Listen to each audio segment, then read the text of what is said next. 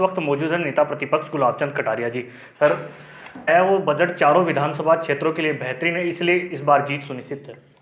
देखो क्या है कि ये केवल और केवल झूठ का पुलंदा है। राजस्थान में मुख्यमंत्री अगर है तो 200 विधानसभाओं का है। केवल बाई इलेक्शन हो रहा है, इसके कारण से उनको झुंझुना पकड़ा दिया शब्दों का और कागजों का, इससे कुछ होने वाला नहीं है। मैं उनसे कहता हूं कि आपने अब तक 2.25 साल में उन चारों विधानसभा में जो काम कर दिए हैं बजट के, एक बार उसको भी इसके साथ पब्लिश कर दो ताकि जनता को लगे कि आप वास्तव में बाई इलेक्शन के कारण से काम कर रहे हो या जनता के हित के लिए काम कर रहे हो। अगर हित के लिए किया तो 2.25 साल में पहले भी कुछ न कुछ उस विधानसभा में किया होगा, वो कम से कम गिना दो तो लोगों को संतोष होगा कि ये केवल और केवल जनता को मूर्ख बनाने का जो कांग्रेस का ये जो 70 साल की रिवाज है कि काम कोड़ी का करना नहीं पर लोगों को गुड़ चहनी में लगा करके अपना उल्लू सीधा करके, अभी भी नौजवान बच्चा जो है ना वो उस बेरोजगारी भत्ते के लिए रो रहा है, पर इन्होंने कैप लगा दिया 1,60,000 से अधिक नहीं मिलेगा। तो 1,60,000 में 85,000 तो वसुंधरा जी के टाइम पे मिल रहा था, हमने नवाई क्या कर डाली। और संविदा के 3 लाख बच्चों का सबको नौकरी परमानेंट हो जाएगी।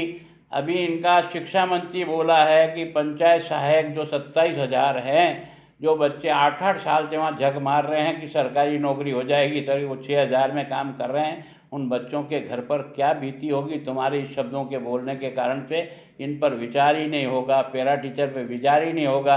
तो जब वोट पड़ते हैं तब तो उनको परमानेंट करने की बात करते हो और अब याद कहते हो कि पर विचार ही नहीं होगा। यही धंधा है तुम्हारा। एक सवाल ये भी उठा कि भाई साहब कि जो चारों विधानसभा सीटों पर जो उपचुनाव हो रहे हैं उनके प्रत्याशियों के नाम से कॉलेज खोली गई, आपने भी अपनी बात रखी, क्या पूरा मनसा रहा? देखो मैं सोचता हूँ कि उन्होंने उनके नाम से खोली, बहुत बढ़िया, लेकिन इस बात की इंतज़ारी क्यों करते हो यार कि कोई स्वर्गवासी हो जाता है उसी के नाम से कॉलेज खुलता है।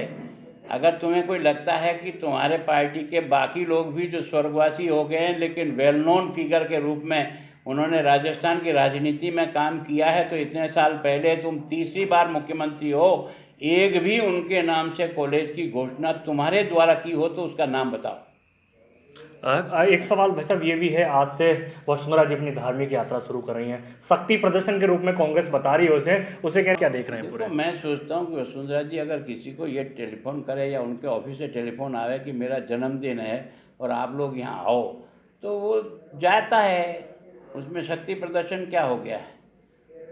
अगर मैं भी यहाँ अपना जन्मदिन मनाऊँ और सबको कहूँ कि यार मेरे जन्मदिन पे आना, यार मैं एक बड़ा भोज दे रहा हूँ, तो अगर कोई विधायक आ जाए तो क्या होता है। पर हमने कभी भी इसके आधार पर किसी को यहाँ बुलाया नहीं। अपने जन्मदिन तो मना दिया, भगवान की आराधना हम भी करते हैं, भगवान के मंदिर में हम भी जाते हैं, पर ये अगर उसके पीछे सोच है कि हम शक्ति प्रदर्शन करें, तो बीजेपी में जितने शक्ति प्रदर्शन के नाम से काम किया है उसका काम चलता नहीं है। ये मेरे दावे के साथ कह रहा हूँ, रिकॉर्ड पर इसको नोट कर लेना। कोई ये सोच करके शक्ति प्रदर्शन करे, बीजेपी हजारों कार्यकर्ताओं के खून पसीने से खड़ी हुई पार्टी है, किसी व्यक्ति के आधार पर खड़ी पार्टी नहीं है।